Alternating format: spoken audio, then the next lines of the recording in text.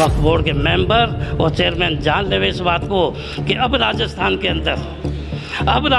अंदर वक्फ की संपत्तियों को कहीं भी खुर्द बुर्द नहीं होने देंगे। वक्फ बोर्ड चेयरमैन बनने के बाद आज 3 करोड़ की कोठी में, जिसमें 70 लाख का तो फर्नीचर और उसके रूफटॉप पर छत के ऊपर स्विमिंग पूल बना हुआ है। ऐसा क्या 1.5-2 साल के अंदर सरकार ने सैलरी दे दी वक्फ चेयरमैन को। वक्फ चेयरमैन का जो पीए है वो मुसलसल 30 साल से पीए है। ऐसी क्या एबिलिटी क्वालिटी है उस शख्स के अंदर जो एक ही जगह जमा हुआ।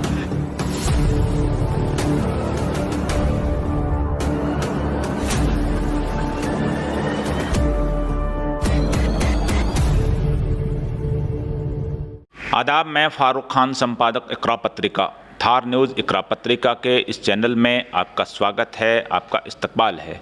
आज के इस एपिसोड में हम एक बार फिर राजधानी जयपुर में जो रेजिडेंसी मस्जिद है सी स्कीम के अंदर, उसका एक बड़ा स्ट्रगल हुआ था कमेटी बनाने को लेकर के, कमेटी बदलने को लेकर के। लंबे टाइम धरना प्रदर्शन अनशन वगैरह यहाँ हुआ था। कुछ दिनों पहले वक्फ बोर्ड ने जो स्थानीय लोगों की जो कमेटी है उस कमेटी को बना दिया है। तो इस पूरे स्ट्रगल में जो कमेटी के जो पहले सदर रह चुके हैं और राजस्थान वक्फ संरक्षण संघर्ष समिति के सदर सलीम सिद्दीकी साहब हमारे साथ हैं और उनसे हम इनकी कमेटी बनी है इस पर भी बात करेंगे और वक्फ जायदाद और वक्फ बोर्ड के जो दूसरे मामले हैं उस पर भी बात करेंगे। तो सलीम साहब, सबसे पहले तो आप ये बताइए कि जो आपकी कमेटी बनाई गई है, क्या आप इस कमेटी से अपनी जद्दोजहद से मुतमईन हैं जो बोर्ड ने बनाई है? अस्सलाम वालेकुम। बिल्कुल मुतमईन है, क्योंकि पूरे मोहल्ले के मुकामी लोगों की, बाशरा लोगों की जो हमेशा ही मस्जिद से जुड़े रहे हैं, इस एतराफ़ के लोग हैं, उनकी कमेटी बना दी गई है। लेकिन सवाल ये पैदा होता है कि वक्फ बोर्ड 1 साल के आंदोलन के बाद और माँ बहनों के 7-8 महीने बैनर लेके मस्जिद के सामने जो आंदोलन किया है, एक हमारे 90 वर्ष के करीब हाजी अब्दुल कयूम साहब, उन्होंने 106 घंटे की भूख हड़ताल की है। ये सब नौबत क्यों पेश आई, ये एक बड़ा सवाल है। जब 300-400 कमेटियाँ राजस्थान की बना दी गई थी तो ख़ास तौर से सी स्कीम की मस्जिद को क्यों रोका गया? वो इसलिए रोका गया, राजस्थान के लोगों को बता दूं मैं, आज कमेटी बना देने से वक्फ बोर्ड के चेयरमैन और मेंबर्स के ऐब नहीं छुप जाएंगे। उन तमाम हकीकत को आज बयान करता हूँ आपके थार न्यूज़ के माध्यम से। फारूक साहब, आप एक बहुत तजुर्बेकार 30 साल से जर्नलिज्म कर रहे हैं, पत्रकारिता जगत के अंदर आप बारीकी से अध्ययन कर रहे हैं, आपको इन तमाम बातों का नॉलेज होना ज़रूरी है, क्योंकि आप सभी माइनॉरिटीज़ के इशू से जुड़े हुए मामले उठाते रहे हैं।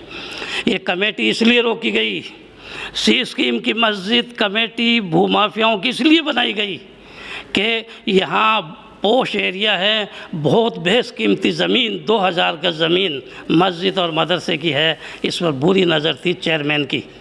आज भी मैं निसंकोच, ये नहीं है कि कमेटी बना दी तो मैं उनसे राजीनामा करके, कंप्रोमाइज़ करके सच्चाई और हक़ की आवाज़ को और वक़्त की संपत्तियों को बचाने का जो बीड़ा मैंने उठाया है उसमें मुँह अपना बंद कर दूँ, ऐसा हरगिज़ नहीं होगा। वक्फ बोर्ड के मेंबर और चेयरमैन जान लेवे इस बात को कि अब राजस्थान के अंदर वक्फ की संपत्तियों को कहीं भी खुर्द बुर्द नहीं होने देंगे। तमाम चीज़ें हमारे नॉलेज में हैं, जब भी वक्त आएगा उन आवाज़ों को हम बुलंद करेंगे। नहीं, आप कह रहे हैं राजस्थान वक्फ बोर्ड पे, चेयरमैन पे जो आप कह रहे हैं कि करप्शन हुआ है, हमारी कमेटी बनाई नहीं गई, रद्दोबदल की गई, इस मस्जिद और मदरसे की जो बड़ी ज़मीन जो करीब 2000 स्क्वायर गज है, इस पर नज़र थी भूमाफियाओं की, चेयरमैन की, सब साठगांठ थी। इन चीज़ों के आपके पास ऐसी क्या सबूत हैं कि वाकई नज़र थी और इस सी स्कीम की जो मस्जिद और मदरसे की ज़मीन को कहीं खुर्द बुर्द या सबलेट या किराया अदारी करना या कुछ और करना जो इनका एजेंडा था? देखिए, मेरी एक बात काफ़ी होगी कि वक्फ चेयरमैन के हालात, हम किसी के हालात पर क्रिटिसाइज़ नहीं करेंगे, तंज नहीं कसेंगे। इज़्ज़त अज़मत का, दौलत और माल का देने वाला रब्बुल इज़्ज़त आलमीन है। लेकिन जो चीज़ें सामने दिखाई दे रही है, और पूरा जयपुर इस बात को जानता है कि वक्फ चेयरमैन बनने से पहले तक किराए के मकान में रहता था। वक्फ बोर्ड चेयरमैन बनने के बाद आज 3 करोड़ की कोठी में, जिसमें 70 लाख का तो फर्नीचर और उसके रूफ टॉप पर छत के ऊपर स्विमिंग पूल बना हुआ है। ऐसा क्या 1.5-2 साल के अंदर सरकार ने सैलरी दे दी वक्फ चेयरमैन को कि 3 लाख की कोठी शांति नगर में जो देख लीजिए और जांच करवा लीजिए। मैं दावे के साथ कह रहा हूं, अगर ये भ्रष्टाचार नहीं हुआ है तो इतना कुछ कैसे कोई आदमी बना सकता है? नहीं, किसी के लिए कोई भी आदमी अपना मकान जायदाद जो भी खरीदता है उसकी सारी फॉर्मेलिटी होती है, उसका जो ऑनलाइन पेमेंट भी होता है, सब होते हैं, लेकिन किसी का कोई मकान खरीदना, कोठी खरीदना इस बात का सबूत नहीं है कि उस आदमी ने करप्शन किया है। बिल्कुल, ये इस बात का प्रतीक है कि आया कहाँ से। ये तो जब जांच होगी, एसीबी जांच करेगी, इनकम टैक्स जांच करेगी, और हम इस बात की मांग कर रहे हैं। हम सिर्फ मांग कर रहे हैं कि जांच करें इतनी तेजी से। आपने जांच के लिए कहीं सीएम साहब को, किसी मंत्री को, किसी को लिख करके किसी अधिकारी को दिया है? बिल्कुल, मुख्यमंत्री साहब को और एसीबी के अंदर भी, ईडी के अंदर भी हम कह रहे हैं कि हर जगह जांचें हो रही है, तो वक्फ बोर्ड की जांच क्यों नहीं होती है? जहां भ्रष्टाचार खुलेआम हो रहा है, सारे के सारे, मैं कह रहा हूं ऐसे ऐसे मामले हैं। एडिटर चीफ साहब, जो आप इसके इकरा के एडिटर चीफ हैं, आप सब जानते हैं, आपसे कोई चीज़ छुपी हुई नहीं। राजस्थान के अंदर ऐसे कौन कौन से वक्फ के मामले हैं इस साल, 2 साल, 4 साल, 5 साल में, जिनमें करप्शन हुआ है, चाहे कमेटी बदलने को लेकर, किराएदारी को लेकर के, या किसी भी मामले को लेकर के? ऐसी कोई कौन कौन सी 2-4 जायदाद हैं जिनके बारे में आप जानते हैं? मैं आपको बता रहा हूँ कि नडहर शरीफ के अंदर प्लॉटिंग हो गई, किसी को मालूम ही नहीं चलता। 1 या 2 मेंबरों के साथ चेयरमैन साहब साठगांठ कर लेते हैं और वो प्रॉपर्टी खुर्द-बुर्द हो गई। बहुत सी हज़ारों प्रॉपर्टियां हैं। मैं सिर्फ एक नमूना पेश करना चाह रहा हूं कि एक लंबे अरसे से सिंगाना की 2 बीघा ज़मीन थी, उस पर 800 रुपये का किराएनामा एक महिला के नाम लिख दिया गया जो किसी दूसरी पार्टी से जुड़ी हुई थी। उसके बाद में अब खुद ने, चेयरमैन ने अपने अंडर में ले लिया है। उसकी अब दुकानों की, मतलब दुकानें बनाने की और उसके अलॉटमेंट की पूरी तैयारी चल रही है, जो आपके सामने आ जाएगा जल्दी। इसी तरह श्री गंगानगर की 119 बीघा ज़मीन है। बहुत से मामले हैं, बहुत से। इन चीज़ों को लेके आपने सिंघाना का, गंगानगर का और ये सारे गिनाए हैं, ऐसे मामले और भी हो सकते हैं। क्या आपने वक्फ बोर्ड के अधिकारियों से, वक्फ बोर्ड के मेंबर्स से और भी जो माइनॉरिटी अफेयर्स के जो बड़े अधिकारी हैं, जिनके अंडर में जो वक्फ डिपार्टमेंट आता है, उन अधिकारियों से, इनसे कभी मिले हैं आप इस चीज़ को लेकर के? बिल्कुल मिल रहे हैं, लेटर लिख रहे हैं। मैं तो यहाँ तक मुख्य निर्वाचन अधिकारी से भी व्यक्तिगत रूप से मिलकर ये शिकायत करूँगा कि तमाम डिपार्टमेंट में आप 4 साल से ज़्यादा जो अधिकारी लगे हुए हैं उनका ट्रांसफ़र करोगे चुनाव आचार संहिता के साथ ही, तो क्या वक्फ बोर्ड के कर्मचारी जो यहीं अपॉइंटमेंट लिए और यहीं रिटायरमेंट होता है, क्या चुनाव से पहले वक्फ बोर्ड में फेरबदल नहीं होगा? क्या इन अधिकारियों को नहीं हटाया जाएगा जो यहीं इन्होंने नौकरी शुरू की और यहीं इन पर, क्या इनका वक्फ एक्ट में ऐसा कोई प्रावधान नहीं है कि इनका ट्रांसफ़र हो? वक्फ चेयरमैन का जो पीए है वो मुसलसल 30 साल से पीए है। ऐसी क्या एबिलिटी, क्वालिटी है उस शख्स के अंदर जो एक ही जगह जमा हुआ, लेकिन उसके पास तमाम सफ़ेद काली सब फाइलें हैं। आने वाला चेयरमैन को उस पीए से कॉम्प्रोमाइज़ करना ही पड़ेगा। अच्छा, क्या जब आप इतने बड़े बड़े इल्ज़ाम लगा रहे हैं, आप कह रहे हैं कि मतलब वक्फ बोर्ड के अंदर करप्शन हो रहा है, तो ये करप्शन आज भी हो रहा है, पहले भी हो रहा था। क्या आप पिछले 5, 7, 10 साल के वक्फ बोर्ड के तमाम तर क्रियाकलाप की सरकार के ज़रिए ये मांग करते हैं क्या कि उसकी एसीबी से, ईडी से, इनकम टैक्स से, किसी भी एजेंसी से या हाई कोर्ट की निगरानी में कोई जांच हो? देखिए साहब, आम आदमी आरोप प्रत्यारोप लगाता रहता है। हम भी आरोप लगा रहे हैं कि साहब बहुत भ्रष्टाचार हुआ है, लेकिन हम ये कहना चाह रहे हैं कि हम जो आरोप लगा रहे हैं उसकी जांच क्यों नहीं होती है? इतना मतलब भ्रष्टाचार। जांच आपने या आपकी टीम ने, आपकी जो ऑर्गेनाइजेशन है वक्फ संरक्षण संघर्ष समिति, इन्होंने एसीबी को इसलिए कोई पत्र लिखा या लिखने जा रहे हैं? लिख दिया है और लिखने जा रहे हैं। बार बार हम आगाह कर रहे हैं, सोशल मीडिया के ज़रिए भी, हमारे पेज के ज़रिए भी। 1 साल से हम आवाज़ें उठा रहे हैं कि वक्फ बोर्ड में बहुत भ्रष्टाचार हो रहा है, बिना लेन देन के कमेटियाँ नहीं बनती है। हमारा सबसे पहले देखिए, यहाँ हमें मजबूती मिल जाती है जब 12 महीने का पहला जो कार्यकाल था वक्फ चेयरमैन का, 2 करोड़ का आरोप हाई कोर्ट में लगा है। हाई कोर्ट लोग यूँ ही पहुँच जाते हैं, लेकिन वहाँ भी सेट कर कुरा के उस रिट को याचिका को उठा लिया जाता है। बहुत से लोग आते हैं, यहाँ तक वक्फ कर्मचारी एक मजदूर जो झूला लगाते हैं शास्त्री नगर में, जो किसी तरह का मनोरंजन वगैरह करते हैं, उनको यहाँ से स्वीकृति लेनी पड़ती है 1 लाख रुपये लेकर। और यहाँ के वो बाबू लोगों ने वो कह रहे हैं, बोले हम तो उम्रा कर आए हैं, पैसे कौन सी जगह? शास्त्री नगर का एक बंदा हमारे पास आया, बाकायदा लिखित में भी देके गया है, असलम नाम का है, कि हमने वक्फ बोर्ड के 2-3 बाबुओं को इनको 1 लाख रुपये भी दे दिए परमिशन के लिए कि झूला लगाने के लिए। कहाँ झूला कहाँ लगाना चाह रहे हैं वो वक्फ की संपत्ति जो एक हिस्सा है कब्रिस्तान का, शास्त्री अमानी शाह साहब का? हाँ नहीं, शास्त्री नगर कब्रिस्तान। शास्त्री नगर कब्रिस्तान, हाँ, वहाँ उसको बेचारे को परमिशन भी नहीं दी, 1 लाख रुपये ले लिए। फिर उन्होंने ये कहा कि हम तो उम्रा कर आए हैं, पैसे है नहीं, बाद में परमिशन देंगे। वो रोता हुआ सबको एप्लीकेशन दे के गया, मेंबरों को, वक्फ के मेंबरों को। अजीब तरह की हरकत करती है, अजीब तरह का ये बोर्ड है। क्या हो गया इस बोर्ड को? मुझे बहुत इस बात पर लेकर अफसोस होता है कि सिर्फ यही एक बोर्ड रह गया है जो भ्रष्टाचार का, मैं कह रहा हूँ, अड्डा है। क्या हमारे जरिए आप मुख्यमंत्री जी से इस बात की मांग करेंगे कि इस पूरे प्रकरण की, पूरे बोर्ड की, सारे कर्मचारियों की, अफसरों की, मेंबरों की, चेयरमैन की, सब की इनमें एससीबी की कोई जांच करवाई जाए सरकार की तरफ से? तमाम मेंबरों की और चेयरमैन की, इन तमाम लोगों की मैं मांग करता हूँ मुख्यमंत्री साहब जांच करें। मुख्यमंत्री साहब से तो मैं ये गुहार करूँगा, मैं ये रिक्वेस्ट करूँगा कि आपकी चिरंजीवी जैसी योजनाएं, आपकी ये बड़ी बड़ी योजनाएं पूरा हिंदुस्तान देख रहा है, कैसी ऐसी योजनाएं मुख्यमंत्री अशोक गहलोत साहब के जहन में कैसे आ रही है जो और स्टेट में लागू नहीं है। और स्टेट के लोग आकर यहाँ मुआयना कर रहे हैं, लेकिन इन तमाम योजनाओं पर, इस बेहतरीन स्कीम पर जो कोटा को आपने क्या बना दिया, जयपुर को क्या बना दिया, इन सब को देखने के लिए बाहर के लोग आ रहे हैं। लेकिन वक्फ बोर्ड चेयरमैन जैसे लोगों की वजह से आपके सरकार की, अशोक गहलोत साहब की खुद की छवि धूमिल हो रही है, क्योंकि पूरे राजस्थान में माइनॉरिटीज़ 9 के 9 विधायकों से खफा है, क्योंकि पूरे राजस्थान के अंदर जगह जगह आंदोलन हुए हैं, वक्त चेयरमैन के पुतले जलाए गए हैं। अशोक गहलोत साहब, आपका इतना क्या चहेता हो गया चेयरमैन, इसको आप बर्खास्त नहीं कर रहे हैं, वरना आने वाले चुनाव में इसके बड़े दुष्परिणाम हम सबको भुगतना पड़ेगा। अच्छा सलीम साहब, जयपुर के अंदर जो मुस्लिम स्टूडेंट हैं, चाहे वो लड़के हों लड़कियां हों, उनके लिए हॉस्टल का कहीं कोई इंतज़ाम नहीं है, और बेशुमार वक्फ जायदाद हैं वो खाली भी पड़ी हैं, और काफ़ी जायदाद हैं जो मस्जिद के तौर पे, मदरसे के तौर पे, मुसाफिर खाने के तौर पे, दरगाह के नाम पे हैं मौजूद।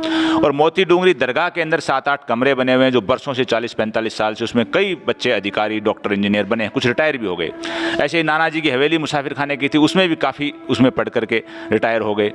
और जयपुर के अंदर रहमानी बिरादरी बरसों से मस्जिद के अंदर 12th तक की स्कूल चला रही है, रामगंज के अंदर।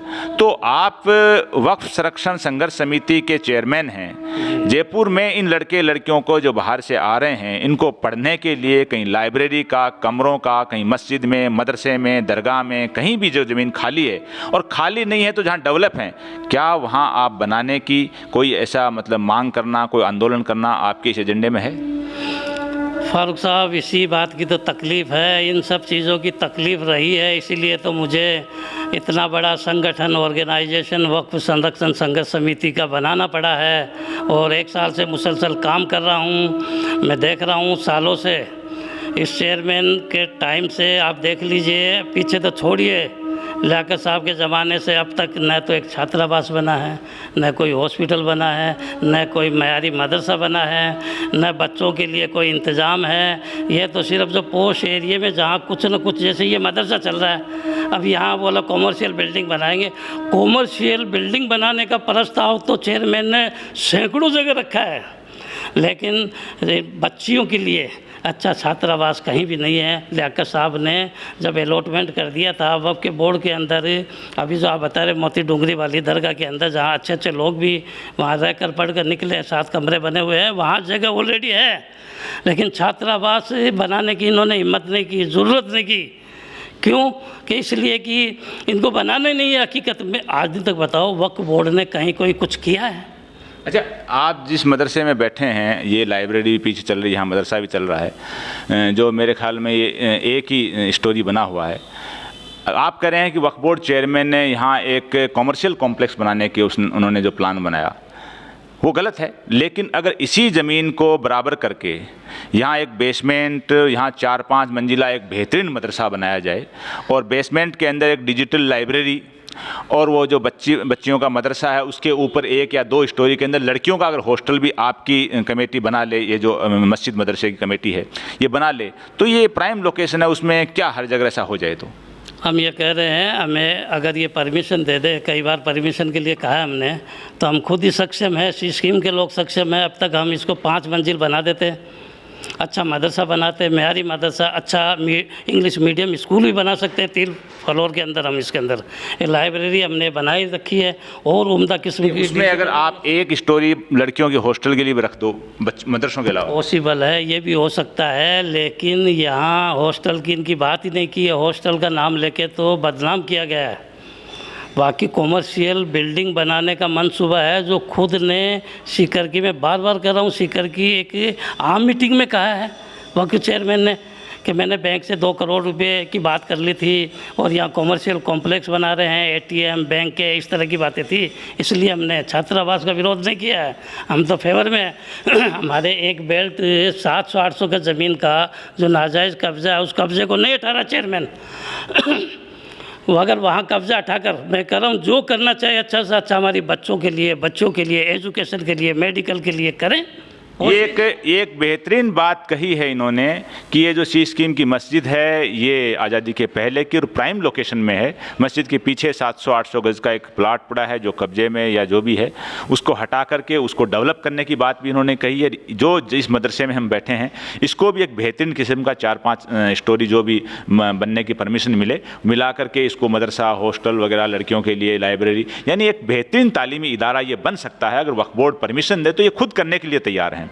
लेकिन सबसे बड़ी चीज़ जो हॉस्टल की इन्होंने हिमायत की है कि जयपुर में वक्फ जायदाद पे हॉस्टल बनना चाहिए और ये कोशिशें होनी चाहिए, लेकिन वक्फ बोर्ड है वो ऐसी कोई संजीदा कोशिश नहीं कर रहा है। इन सब के साथ में जो बड़े इल्ज़ाम लगाए हैं वक्फ बोर्ड चेयरमैन पे, वक्फ बोर्ड के अधिकारियों पे, वक्फ बोर्ड के कर्मचारियों पे और वक्फ बोर्ड के मेंबरों पर भी कि वो एक तरह के खामोश हैं, तो ये अपने आप में एक बड़ी चीज़ है कि राजधानी के अंदर एक इतना बड़ा डिपार्टमेंट है जिसके पास सारे राजस्थान की वक्फ जायदाद हैं, हज़ारों की तादाद में, उनकी हिफाजत का जिम्मा है, उनके डेवलपमेंट का जिम्मा है, और वहाँ के पूरे तंत्र पर अगर ये आरोप लग रहा है कि वहाँ सब कुछ करप्शन के अंदर है, वहाँ बिना करप्शन कोई काम नहीं हो रहा है, तो ये अपने आप में एक बड़ा प्रश्न है। सरकार को भी चाहिए और बोर्ड के मेंबरों को, चेयरमैन को, सबको चाहिए कि इसका दूध का दूध होना चाहिए, पानी का पानी होना चाहिए। तमाम तरह इल्ज़ामात लग रहे हैं उनके ऊपर चेयरमैन को, बोर्ड के मेंबरों को, अधिकारियों को भी अपना मौक़िफ़ रखना चाहिए, अपना मुंह खोलना चाहिए और सरकार को इस सारे प्रकरण की